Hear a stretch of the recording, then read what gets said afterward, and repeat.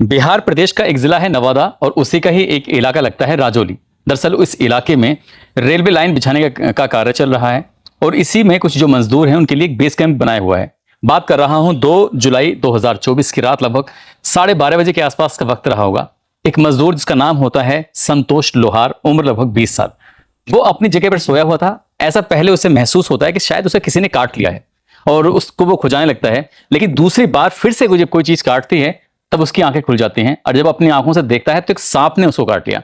सांप काट के वहां से जा रहा था। उस लड़के ने एकदम से उठता है, हड़बड़ी में उठने के बाद तुरंत ही उस सांप को किसी तरकीब से पकड़ लेता है और जब इस पकड़ा पकड़ी में कुछ थोड़ा शोर शराबा होता है, बाकी मजदूर भी उठ जाते हैं और वो उस सांप को पकड़ लेता है। आखिरकार सांप को पकड़ने के बाद सांप ने उसको 2 बार काटा था, लेकिन संतोष लोहार ने सांप को 3 बार काट लिया। 3 बार काट लिया। वहां पर लोग मौजूद होते हैं। सांप को जैसे ही काटता है तो सांप कुछ देर के बाद मर जाता है।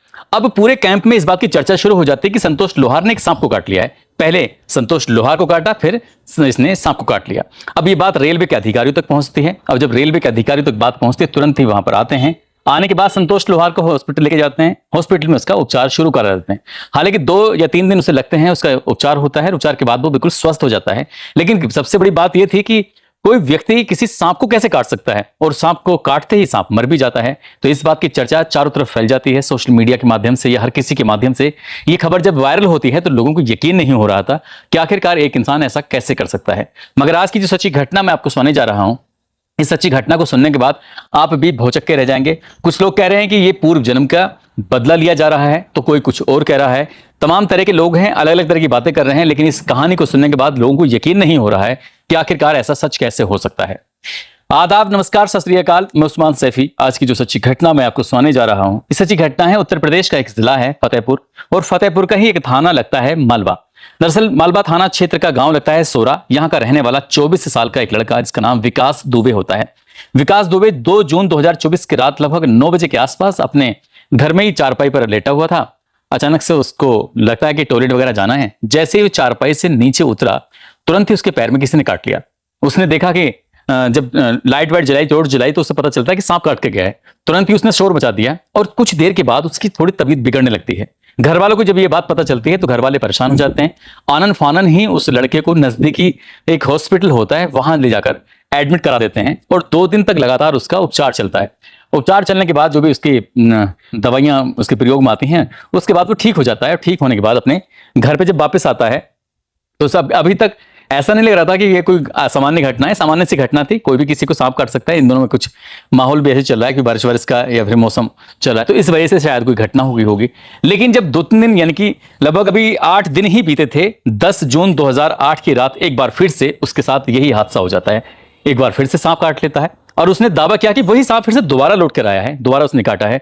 रात का वो दृश्य था, रात का वो सीन था। रात में ही उसने शोर मचाना शुरू किया है। आसपास के लोग भी इकट्ठे हो जाते हैं और जब लोग इकट्ठे होते हैं तो उस सांप को हर जगह ढूंढा जाता है, तलाश किया जाता है, लेकिन सांप नहीं मिलता। अब जब सांप नहीं मिलता, तुरंत ही उस लड़के को फिर से हॉस्पिटल लेके जाते हैं। 2 दिन रहता है, इलाज चलता है। अब उस घर में दहशत का माहौल बन जाता है कि आखिरकार सांप निकल कहां से रहा है और जो बार बार आके उसी लड़के को काट रहा है।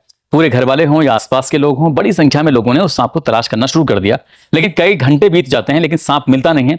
आखिरकार अब उस लड़के की थोड़ी निगरानी करना शुरू कर देते हैं, कहीं ऐसा ना हो फिर से उसे सांप काट जाए। और अभी 7 दिन ही बीते थे, यानी कि 17 जून 2024 की ही रात लगभग 10 बजे के आसपास घर वालों से वो बातचीत कर रहा था और बातचीत करने के दौरान ही कभी सांप आता है और सांप आने के बाद विकास दुबे को काट लेता है। अब विकास दुबे को जब सांप ने काटा था तो अब की बार घर वालों ने भी दिखा और घर वालों ने जब सांप को देखा तो पकड़ने के तमाम प्रयास की कोशिश की, लेकिन सांप हाथ नहीं आता और विकास दुबे की हालत बिगड़ने लगती है। इस बार की हालत उसकी ज्यादा खराब होने लगती है। तुरंत ही उसे हॉस्पिटल लेके जाते हैं। हॉस्पिटल ले जाने के बाद उसका उपचार शुरू करा देते हैं। जो बार बार वो हॉस्पिटल जा रहा है तो डॉक्टर लोग कह रहे हैं कि तुम क्या कर रहे हो, ये सांप कहां से आ रहे हैं, कहां से निकल रहे हैं, आप दिखवाते क्यों नहीं हो, आप उसका पूरी तरह से इलाज क्यों नहीं कराते हो, आप अपने घर के हर एक हिस्से को देखते क्यों नहीं हो, क्योंकि अगर ऐसे ही चलता रहा तो लड़के की जान को खतरा हो सकता है। डॉक्टरों ने इलाज तो कर दिया। इलाज करने के बाद लड़का ठीक ठाक हो जाता है। ठीक होने के बाद फिर से अपने घर पे आ जाता है। अब उसकी रखवाली करना शुरू कर देते हैं। रखवाली कर रहे थे कहीं ऐसा ना हो फिर से सांप आ जाए, फिर से सांप काट ले। गांव वालों ने पूरी ताकत लगाई उस सांप को ढूंढने के लिए। घर वालों ने, परिवार वालों ने, जहां जहां तक बात पहुंच रही थी, सभी लोग ताकत लगा रहे थे, लेकिन सांप वो मिलता ही नहीं और फिर दिन बीतने लगते हैं। और जब 2-4 दिन और बीत जाते हैं, यानी कि 21 जून 2024 की रात फिर से लगभग 1 बजे के आसपास बताते हैं कि जब वो लड़का फिर से टॉयलेट करने के लिए उठता है तो सांप पता नहीं उसका पहले से इंतजार कर रहा था या क्या कर रहा था। जैसे विकास दुबे चलता है तुरंत उसके पैर में सांप काट लेता है, और जब सांप काटता है तो फिर से एक बार घर में रोआ पीटी मच जाती है। घर वाले परेशान हो जाते हैं, उसकी जो घर के एक एक सदस्य होते हैं उनकी आवाजें सुनने के बाद, उनकी चीख पुकार सुनने के बाद आसपास के लोग भी इकट्ठा हो जाते हैं। फिर से उस सांप को तलाश किया जाता है, इलाज उधर उसका इलाज भी शुरू हो जाता है। इलाज के बाद जब वापस लौट के आता है तो गांव वाले कहते हैं कि इसको बार बार सांप काट रहा है, तो इसलिए ये सांप कहां से आया है, क्या है। अब गांव के लोग तरह तरह की बातें करने लगते हैं। कुछ लोग कहने लगते हैं कि ये पूर्व जन्म का कोई दोष है और शायद पूर्व जन्म का बदला लेने के लिए ये नागिन है और नागिन अपना बदला ले रही है। तमाम तरह के लोग थे, तमाम तरह की बातें कर रहे थे। घर वालों के अंदर दहशत बैठ जाती है। तभी कुछ समझदार लोगों ने कहा कि इस लड़के को यहां से दूर भेज दी जाए, रिश्तेदारी में भेज दी जाए, तो शायद यहां से सांप आप होगा तो उसे ढूंढ के हम जो यहां से जंगल में छोड़ देंगे, लेकिन ये यहां रहेगा तो शायद इसे फिर से काटने के लिए वो आ जाएगा। अब जैसे ही इस लड़के को, इसकी मौसी रहती है राधानगर में ये चला जाता है विकास दुबे।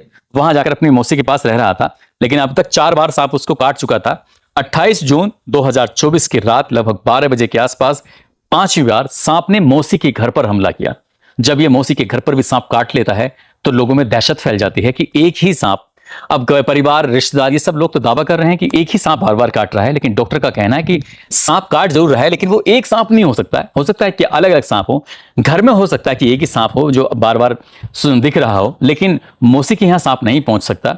जरूर कुछ ना कुछ बात है जो इसके लिए, इसके ऊपर ही सांप आ रहा है, इसको ही सांप काट रहा है। और इस बात की चर्चा जब सोशल मीडिया के माध्यम से, अखबारों के माध्यम से, टेलीविजन के माध्यम से लोगों को पता चलती है, तो लोगों को यकीन नहीं हो रहा था कि आखिरकार एक ही व्यक्ति को एक महीने में 5 बार सांप कैसे काट सकता है।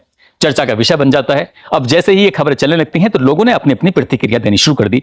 जिस तरह से फिल्मों में दिखाया जाया करता था कि नाग को कुछ विलेन लोग या कुछ और लोग मार दिया करते थे और फिर नागिन उसका बदला लिया करती थी। कुछ लोग इसे पूर्व जन्म का दोष, कुछ लोग इस तरह की बातें कर रहे हैं, मनगढ़ंत कहानियां बता रहे हैं, लेकिन साइंस इस बात को नहीं मानता कि सांप के अंदर किसी भी तरह की याददाश्त रह जाती होगी या सांप किसी का फोटो अपनी आंखों में बसा लेता होगा। ये बताते हैं कि सांप तो शायद उसे दिखाई भी नहीं देता, वो तो अंधा होता है और शायद किसी तरह की कोई आहट से, किसी तरह की आवाज से वो जरूर चलता है या फिर महसूस करता है, लेकिन शायद उसे दिखाई नहीं देता। इस तरह की डिस्कवरी में भी मैंने देखा है। लेकिन जिस तरह की ये घटना है, इसी तरह की घटना साल 2022 में उत्तर प्रदेश के जिला आगरा का एक गांव लगता है मैनकैंडा। वहां पर रहने वाला 20 साल का एक लड़का होता है रजत चाहर, जिसके बाप का नाम होता है राजकुमार चाहर। उसको 6 सितंबर 2022 को सांप ने काटा था, घर पे ही मौजूद था और अगले 10 दिन में, यानी कि पहले 6 सितंबर 2022 को, फिर 8 सितंबर को, 11 सितंबर को, 13 सितंबर को, 14 सितंबर को, लगातार 5 बार 10 दिन में उसको सांप ने काटा था। 10 दिन में ये 5 बार काटने की घटना ये 2022 में भी हो चुकी है। और अब ये फतेहपुर की जो घटना है जो विकास दुबे के साथ होती है, ये भी एक चर्चा का विषय बन जाती है। लोग इन घटनाओं को लेकर तरह तरह की बातें कर रहे हैं। अब इसमें क्या सच्चाई है क्या नहीं, हालांकि मामला अभी पुलिस तक नहीं पहुंचा है। पुलिस इस मामले की जांच करे तो पता चले कि क्या सचमुच सांप काट रहा है या फिर कोई और वजह है। जैसे कि घर वालों ने दावा किया है कि हमने अपनी आंखों से सांप को देखा है, जैसे डॉक्टर दावा कर रहे हैं कि हाँ वाकई सांप के काटे जाने का निशान है। अब इसमें कितनी सच्चाई है कितनी नहीं है, हम अपनी खबर के माध्यम से सिर्फ एक घटनाक्रम है जो पूरी कहानी है इसे बताने की कोशिश कर रहे हैं। हमारा उद्देश्य इस घटना के माध्यम से किसी तरह का कोई अंधविश्वास फैलाने का उद्देश्य नहीं है, बल्कि आप लोगों को जागरूक करना है, आप लोगों को सचेत करना है। आप लोगों को बताना है कि अगर सांप काट भी ले तो सबसे पहले जिस हिस्से को काटा जाता है, अगर खून बह रहा है तो उसे और भी बहने दिया जाए, क्योंकि खून जब बहेगा तो जो भी विष होगा वो निकल जाएगा। और जितनी भी जल्दी हो सके नजदीकी हॉस्पिटल जाने के बाद उपचार शुरू करा देना चाहिए। वाईगिरी जो होते हैं, जो जिस तरह से सपेरे वगैरह सांप का जहर उतारते हैं, ऐसे लोगों के पास नहीं जाना चाहिए, क्योंकि वहां जाने के बाद खतरा जान को और भी बढ़ सकता है, बढ़ भी जाता है। तो इसलिए दोस्तों आप सब लोग जाते जाते, आज कुछ लोगों के जन्मदिन है, जिसमें बिलाल अहमद सैफी हैं जो कि संभल के रहने वाले हैं, साथ ही मनीषा सैनी हैं, आज इनका भी जन्मदिन है। इनको भी जन्मदिन की ढेरों सारी शुभकामनाएं, बहुत बहुत मुबारकबाद। साथ ही कुछ लोगों ने नाम लेने की अपील की है। गाजियाबाद से गीता गुप्ता हैं, जालौन से मोहम्मद रहमत हैं, बिहार से शमशुल अंसारी हैं, रोशनी संध्या अजरुद्दीन अहमद उनकी बेटी सादिया खातून हैं, गोरखपुर से रितेश कुमार हैं, विजेंद्र सूर्या हैं, कानपुर से फारूक अली, मेवात से डॉक्टर साबिर हैं, अलवर से मुफीद खान हैं, श्रीवस्ती से साहिल, और कोलकाता से शैलेंद्र तिवारी हैं, विजय सिंह, मोहम्मद यासीन, संदीप यादव। आप सब लोग अपना ख्याल रखें, सुरक्षित रहें। जय हिंद, जय भारत।